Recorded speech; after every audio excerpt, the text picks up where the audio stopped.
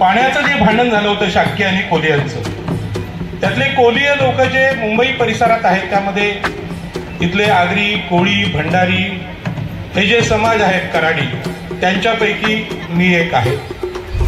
भगवान बुद्धांचा जन्म महामायेच्या पोटी झाला. त्याच महामायेला आम्ही आता एका वीराची आई म्हणतो.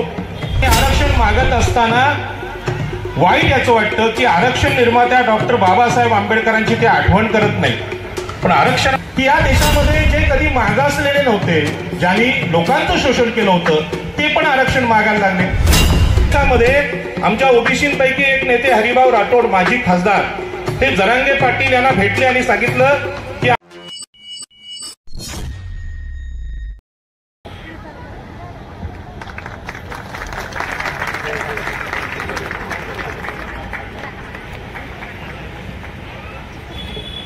सर्व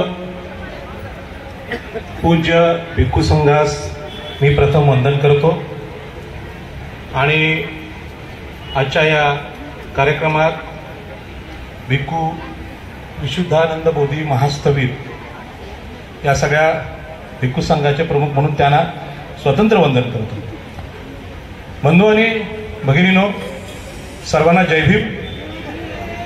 एवढ्या मोठ्या अत्यंत पवित्र अशा कार्यक्रमात आपण मला बोलायची संधी दिली त्याबद्दल मी अत्यंत ऋणी आहे. बंधू आणि भगिनीनो, मुंबईच्या ज्या परिसरात हा कार्यक्रम आहे त्या परिसराचं वैशिष्ट्य आपल्याला समोर सांगणे माझं काम आहे. माझ्या डोक्यावर जी मी कोळी टोपी घातलेली आहे ती कोळी टोपी याचं प्रतीक आहे. कोलीय जो संघ होता, कोलीय जो गण होता संपूर्ण देशामध्ये, आपल्याला माहित आहे की पाण्याचं जे भांडण झालं होतं शाक्य आणि कोलियांचं, त्यातले कोलीय लोक जे मुंबई परिसरात आहेत त्यामध्ये इथले आगरी, कोळी, भंडारी हे जे समाज आहेत कराडी, त्यांच्यापैकी मी एक आहे. आणि या भागामध्ये भगवान बुद्धांनी त्यांच्या भिक्खू संघानं जे विचार जीवनमूल्य पेरलेली आहेत, ती जीवनमूल्य एवढ्या वर्षानंतर सुद्धा आज जिवंत आहेत. आणि त्यातलं एक जीवनमूल्य आहे की ते मोठ्या प्रमाणात आमच्या भगिनी आहेत. या मुंबई परिसरामध्ये इथल्या महिला लग्नामध्ये हुंडा घेत नाहीत किंवा हुंडा देत नाहीत. इथली महिला ही स्वतंत्र आहे. त्याच पद्धतीनं इथली लग्न हे महिला लावतात. म्हणजे हा आपल्या देशाला मोठ पडलेला प्रश्न आहे. एकीकडे मनुस्मृती आहे, स्त्रियांना अधिकार नाकारलेले आहेत, आणि दुसरीकडे महिला इथे लग्न लावतात. लग्न लावणाऱ्या महिला ह्या विधवा महिला आहेत. हे एक आणखी वैशिष्ट्य आहे. त्याच पद्धतीनं मुंबईचं मार्केट पाहिलं तर मुंबईतली अर्थव्यवस्था ही महिलांकडे आहे, खास करून कोळी, आगरी, भंडारी समाजामध्ये. मार्केटमध्ये मच्छी विकणारी कोळीण तुम्ही पाहिले असेल, त्या कोळणीला मुंबईत आलेला कुठल्याही देशातला पुरुष असेल तो कुठलंही दुःख देऊ शकत नाही, अपमानित करू शकत नाही. विनय हा शब्द सगळीकडे आहे, भगवान बुद्धांच्या साहित्यातला प्रमुख शब्द आहे. तसा महिलांचा विनयभंग करण्याची हिंमत जगातल्या कुठल्याही पुरुषामध्ये मुंबईत नाही. आणि असत्तेराचा प्रकार केला तर त्याला उत्तर महिलाच देतात. त्यांना कुठल्याही भावाची, नवऱ्याची, पतीची गरज लागत नाही. एवढी ताकद इथल्या महिलांमध्ये आहे. आणि ही ताकद भगवान बुद्धांनी दिलेली ताकद आहे. आणि याचा पुनरुच्चार मी करतो की आपल्याला माहित आहे भगवान बुद्धांचा जन्म महामायेच्या पोटी झाला. त्याच महामायेला आम्ही आता एका वीराची आई म्हणतो. आणि थेरीगाथामध्ये महाप्रजापतीने म्हटलेलं आहे की भगवान बुद्धांना की तथागता, तुमचं शासन हे जगातलं सर्वोत्तम शासन आहे. आणि म्हणून त्यांना वीर म्हटलेलं आहे. वर्तमान काळात वीर या शब्दाची व्याख्या वेगळी आहे. लोकांना शस्त्राने मारणाऱ्यांना वीर म्हणतात अलीकडे, परंतु भगवान बुद्धांनी जगाला सांगितलं की जगाला प्रेमाने जिंकतो तो वीर आहे. आणि म्हणून भगवान महावीरांच्या हातात कुठलंही शस्त्र नाही, तथागतांच्या हातात कुठलंही शस्त्र नाही, तरी पण ते वीर आहेत, अशी वीराची व्याख्या केली गेली. आणि त्या वीराची आई म्हणून आजच्या काळात आम्ही महामाईला एकवीरा असं म्हणतो. आणि तुम्ही कारल्याला गेलात, एकविरेचं स्थान तिथे आहे. त्या एकविरेच्या स्थानामध्ये म्हणजे मंदिरामध्ये दुसरी एक माता आहे, तिचं नाव आहे महाप्रजापती. या महाप्रजापतीने भगवान बुद्धांना म्हटलं की हे तथागता, तुमच्या धम्मामध्ये स्त्रियांचा अधिकार काय? आणि या प्रश्नावर उत्तर देताना भिक्खुनी संघाची स्थापना झाली. आणि त्या भिक्खुनी संघाच्या स्थापनेनंतर जगामध्ये कुठल्या धर्मात नसलेली समता फक्त बौद्ध धर्मात आली आणि स्त्री आणि पुरुष यांना समता देण्याचा निर्णय त्या काळामध्ये झाला, 2-2.5 वर्षापूर्वी झाला. आणि याच पद्धतीनं आज तुम्ही इकडे कोकण पट्ट्यात पाहिलं तर महिलांना विशेष अधिकार जे पूर्ण देशात नाहीत, जगात नाहीत, असे दिलेले पाहायला मिळतात. आणि म्हणून जगामध्ये बौद्ध धम्म हा समतेचा पुरस्कर्ता धम्म आहे. या पद्धतीनं या भागामधल्या लोकांच्या घराघरांमध्ये, मग ते आदिवासी असतील, आगरी असतील, कोळी असतील, यांच्याकडे या पाहायला मिळतो. भिक्खुनी संघ, भिक्खू संघ या देशाला बुद्धीचं दान देणारा एक फार मोठा संघ आहे. आणि म्हणून आजच्या काळात महाराष्ट्रात जी परिस्थिती आहे, त्या परिस्थितीमध्ये जी चर्चा चालू आहे, डॉक्टर बाबासाहेब आंबेडकरांनी समता देत असताना भगवान बुद्ध, महात्मा ज्योतिबा फुले यांना आपले आदर्श मानून सांगितलं की समता निर्माण करायची असेल तर आधी पणती पेटली पाहिजे, दिवा नाही. म्हणजे स्त्रियांचं शिक्षण हे प्रथम झालं पाहिजे. हा जो महाप्रजापतीचा आदर्श आहे, हा महात्मा ज्योतिबा फुले आणि सावित्रीबाई फुलेने जपला. आणि म्हणूनच मोठ्या प्रमाणात पुरुषांच्या बरोबरीने आज इथे महिला सुद्धा आपल्याला दिसतात आणि आपल्या महिला राष्ट्रपती पदापर्यंत पोहोचल्या. प्रतिभाताई पाटील असतील, द्रौपदी मुर्मू असतील आणि PSI पासून सरपंचापर्यंत महिला पोहोचल्या. ही डॉक्टर बाबासाहेब आंबेडकरांच्या संविधानाचा गौरव आहे. आणि म्हणूनच आपल्याला कल्पना आहे की स्त्री शूद्रातिशूद्र यांची गुलामी संपली पाहिजे, त्याची सुरुवात स्त्रियांनी झाली पाहिजे. अशा प्रकारचा आदर्श आमच्या महापुरुषांनी आम्हाला दिला.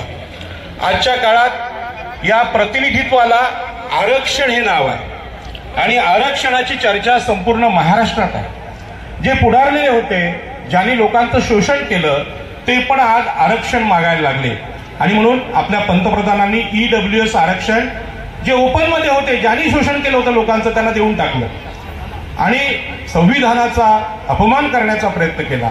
आज मराठा बांधव, महाराष्ट्रातले सत्ताधारी लोक आरक्षण मागायला लागले. आणि आरक्षण मागत असताना वाईट याचं वाटतं की आरक्षण निर्मात्या डॉक्टर बाबासाहेब आंबेडकरांची ते आठवण करत नाही, पण आरक्षणांची मागणी किंवा रचना या देशात मागासलेले लोक आहेत, त्यांना प्रतिनिधित्व नाही म्हणून ती केली गेली. आणि याच पद्धतीनं बाबासाहेबांनी दिलेल्या सामाजिक समतेच्या आरक्षणावर प्रचंड चर्चा सुरू आहे. इथे भिक्खू संघ आहे आणि ज्यांना भिक्खू संघाची माहिती आहे त्यांना माहित आहे की जगामध्ये सगळ्यात मोठं अज्ञान हे बुद्धीचं आहे, सगळ्यात मोठी गरिबी बुद्धीची आहे. आणि बुद्धीचं अज्ञान घालवण्याचं काम कुणीतरी केलं पाहिजे, यासाठी संपूर्ण जीवन देणारा भिक्खू संघ आहे. भिक्खू संघाचा हा परिचय देशाला करून देण्याची फार गरज आलेली आहे, निर्माण झालेली आहे. आणि भगवान बुद्धांनी अत्यंत कल्पकतेने ही प्रचार यंत्रणा आपल्या देशात उभी केली. परंतु या देशामधली ही यंत्रणा सगळ्या समाजानं, सगळ्या धर्मांनी, सगळ्या जातीच्या पंथाच्या लोकांनी, लिंगाच्या लोकांनी समजून घेतली पाहिजे. आणि म्हणूनच या देशातल्या सगळ्यात उंचीचं विचारमंच कुठला असेल तर भिक्खू संघाचा आहे. आणि त्यांचा आदर करून मी सांगतो की आज लोकांना हा प्रश्न पडलेला आहे की हे जे आरक्षण आहे, या आरक्षणाने देशामध्ये नक्की काय केलं? ज्या ब्राह्मण, क्षत्रिय, वैश्य यांनी या देशाचं शोषण केलं, क्रांती प्रतिक्रांतीमध्ये डॉक्टर बाबासाहेब आंबेडकरांनी हा विषय मांडलेला आहे. त्या OBC शूद्रातिशूद्र स्त्रिया यांच्या 85% शोषण झालं, त्यांना एखादी वाट मोकळी मिळावी आणि देशामध्ये समता निर्माण व्हावी, जी समता सम्राट अशोकांच्या काळात इथे होती. त्यासाठी आरक्षणाची रचना केली गेली. परंतु त्याचा अर्थ सांगणारा आता विद्यमान कोणी नाही. देशातला कुठलाही विद्वान बाबासाहेब आंबेडकरांनी सांगितलेली संविधानिक समता, खरं म्हणजे राष्ट्र निर्माते डॉक्टर बाबासाहेब आंबेडकर, हे समजावणार कोणी नाही. आणि दुसऱ्या बाजूला या राष्ट्राची वेगळ्या प्रकारची मांडणी केली जाते, आम्हाला हे हिंदू राष्ट्र करायचं आहे आणि विषमता आणायची. आणि म्हणून आरक्षणाच्या विषयामध्ये आज मराठा समाजानं आम्हाला मागासवर्गीयांचं आरक्षण पाहिजे अशी मागणी केल्यानंतर या देशातल्या बुद्धिवाद्यांना प्रश्न पडला की या देशामध्ये जे कधी मागासलेले नव्हते, ज्यांनी लोकांचं शोषण केलं होतं, ते पण आरक्षण मागायला लागले. बाबासाहेब आंबेडकरांच्या संविधानाने या देशामध्ये 70 वर्षानंतर परिवर्तन घडवून आणलेलं आहे आणि ही संविधानाची क्रांती आहे. पण याच्यामध्ये आरक्षण म्हणजे नक्की काय? आरक्षण म्हणजे प्रतिनिधित्व. आज मला अभिमान आहे की या मंचावर महिला सुद्धा बसल्या होत्या, त्यात गायिका ताई गेल्या, भिकुणी पण आहेत, बरोबर आहे. बाबासाहेबांचं ही मागणी आहे आणि अशा प्रकारचं स्त्रियांना प्रतिनिधित्व देशाने दिलं नव्हतं, मनुस्मृतीने ते दिलं नव्हतं. या देशामध्ये हुंड्यासाठी महिलांना जाळलं जातंय. या देशामध्ये स्त्रीभ्रूण हत्या गर्भातच होते. मुलगा आहे की मुलगी तपासा, मुलगी असेल तर मारून टाका. हे शिकलेल्या विज्ञानवादी भारतात घडतंय. याच्या पाठीमागे आजही मनुस्मृती आहे. ही मनुस्मृती बाबासाहेबांनी महाडला जाळली होती आणि म्हणून आता एक अशी चर्चा आली. त्या चर्चेनुसार मी त्या चर्चेचं उत्तर, हा जो विचार मंच इतका उंचीचा आहे, इतके विद्वान भिक्खू संघ इथे बसलेले आहेत, त्यांच्यासमोर हा विषय महाराष्ट्राला कळला पाहिजे आणि म्हणून तुम्हाला हा मी विषय सांगतो की आज ओबीसी मधले, ओबीसी जे सगळे मागासवर्गीय आहेत, ओबीसी, एससी, एसटी, समतेचा भारत निर्माण करण्यासाठी, सम्राट अशोकाचा भारत निर्माण करण्यासाठी, भगवान बुद्धांचा भारत निर्माण करण्यासाठी एक होत आहेत आणि सांगतायत की बाबासाहेबांनी दिलेलं स्त्रियांचं आरक्षण असेल, बाबासाहेबांनी दिलेलं ओबीसीचं आरक्षण असेल, बाबासाहेबांनी दिलेलं एससीचं आरक्षण असेल, बाबासाहेबांनी दिलेलं एसटीचं आरक्षण आहे, हे वाचलं पाहिजे. समता टिकली पाहिजे. पुन्हा एकदा विषमतावादी भारत आपल्याला नकोय, यासाठी संघर्ष करायला एकत्र आलेले आहे. या संघर्षामध्ये आमच्या ओबीसींपैकी एक नेते हरिभाऊ राठोड, माजी खासदार, हे जरांगे पाटील यांना भेटले आणि सांगितलं की आम्ही ओबीसीच्या आरक्षण तुम्हाला घेतो, त्या ओबीसीचे छोटे छोटे भाग आम्ही करू आणि ते आरक्षण देऊ. परंतु बाबासाहेबांनी सांगितलेलं आहे की जे कधीही मागासवर्गीय नव्हते, जे शोषित नव्हते, त्यांना आरक्षण देण्याचा प्रश्नच नाही. जे शोषित आहेत त्यांना एक मार्ग मिळावा, रस्ता मिळावा म्हणून आरक्षण आहे आणि आरक्षणाचा मार्ग हा राष्ट्र निर्माणाचा मार्ग आहे. या देशातल्या मागासवर्गीय स्त्रिया, ओबीसी, शूद्रातिशूद्र यांना न्याय भेटला पाहिजे, ही बाबासाहेबांची भूमिका आहे. तर आरक्षणाचे छोटे छोटे तुकडे करू, वेगवेगळ्या जातीतल्या लोकांना ते देऊ, अशी कल्पना घेऊन काही ओबीसी बांधव गेलेत आणि ते मला समजावायला लागले की पाटील साहेब, मोठ्या जातींनी आरक्षण खाल्लं. एससी समूहामध्ये आपल्याला माहित आहे, इथे उल्लेख झाला की बौद्ध बांधवांनी एससी समूहातल्या बाकीच्या जातींचं आरक्षण खाल्लं अशी तक्रार यायला लागली. पण आरक्षण खाणं किंवा आरक्षणाचा फायदा घेणं म्हणजे काय?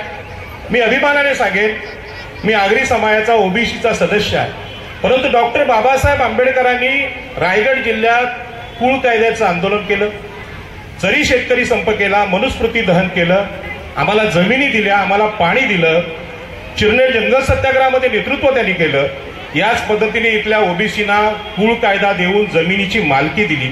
आज रायगड जिल्ह्यातल्या आगरी कोळ्यांच्या अंगावर 40-40 तोळ्याच्या सोन्याची गंथन आली महिलांकडे. महिलांना माहित आहे, महिलांना सोन्याची भाषा समजते, पण हे सोनं देणारे डॉक्टर बाबासाहेब आंबेडकर होते आणि 2500 वर्षापूर्वी भगवान बुद्ध होते.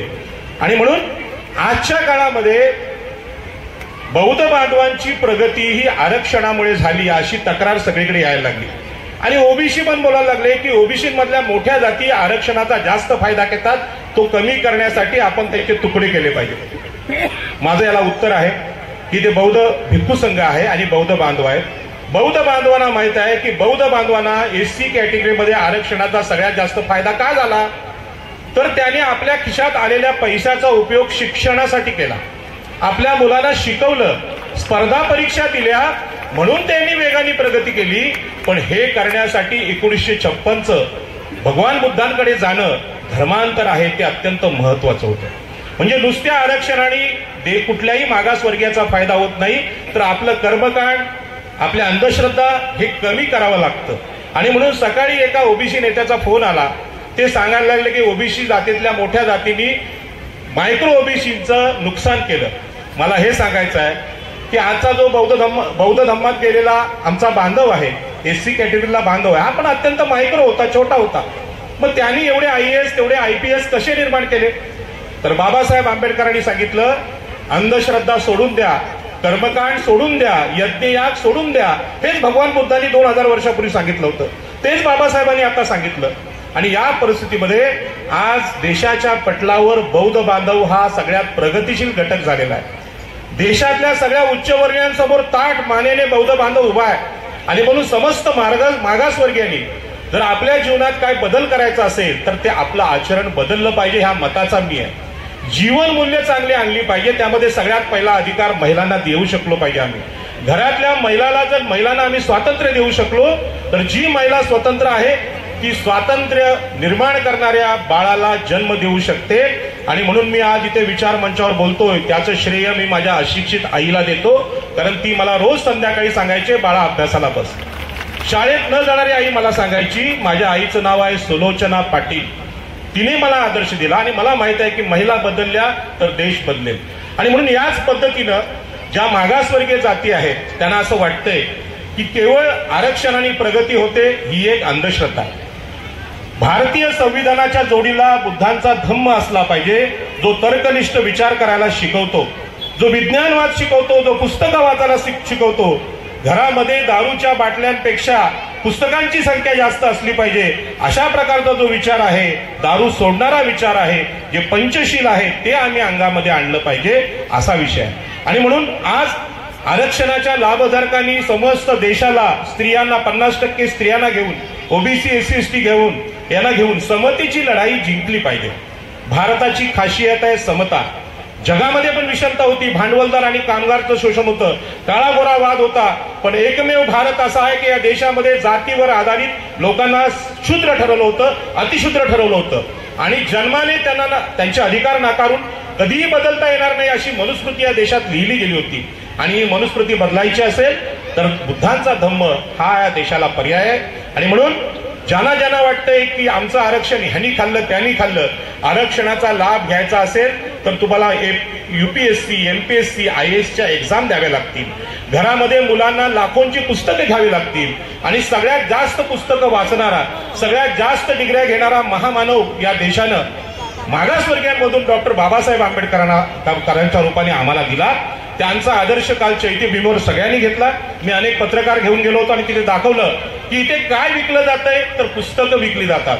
मुंबईमध्ये शेअर मार्केट आहे, मुंबईमध्ये कपडा मार्केट आहे, मुंबईमध्ये सोन्याचं मार्केट आहे, पण पुस्तकांचं, विचारांचं मार्केट कुठे असेल तर ते चैत्यभूमीला आहे. आणि म्हणून समस्त मागासवर्गीय ओबीसीच्या जातींना मी या निमित्ताने संदेश देतो, हा वादाचा प्रश्न नाही तर वाद मिटवण्याचा प्रश्न आहे. तो वाद मिटवायचा असेल तर त्यावर एकच उपाय आहे, स्वतःला बदलायचं असेल तर केवळ आरक्षण नाही तर आरक्षणाच्या जोडीला चांगलं आचरण असलं पाहिजे. आणि मला या भिक्खू संघाचा मोह होतोय की जगातले सगळे मोह त्यांनी सोडलेले आहेत आणि समाजाला प्रबोधित करण्यासाठी आपलं जीवन दिलेलं आहे. म्हणजे आपल्या देशामध्ये देवाला मानणारे लोक खूप आहेत, पण हे देवदुर्लभ जीवन आहे, देवांच्या वाट्याला पण असं जीवन नाही. अशा प्रकारचं महान जीवन या भिक्खू संघाने स्वीकारलंय. त्यांना मी शतशः वंदन करतो. माझी कुठे चूक घडली असेल तर आपण ती सांगावी, ती मी मागे घेईन. पण हा चांगला विचार देशाला भांडणापासून वाचवायचा असेल, आरक्षणावरून भांडणं नको पाहिजे असतील, स्वतःला बदलण्याचा निर्णय घ्या आणि भिक्खू होणं यापेक्षा दुसरा आदर्श असूच शकत नाही असं मी सांगतो आणि माझं हे बोलणं संपवतो. जय हिंद, जय महाराष्ट्र, नमो बुद्धाय.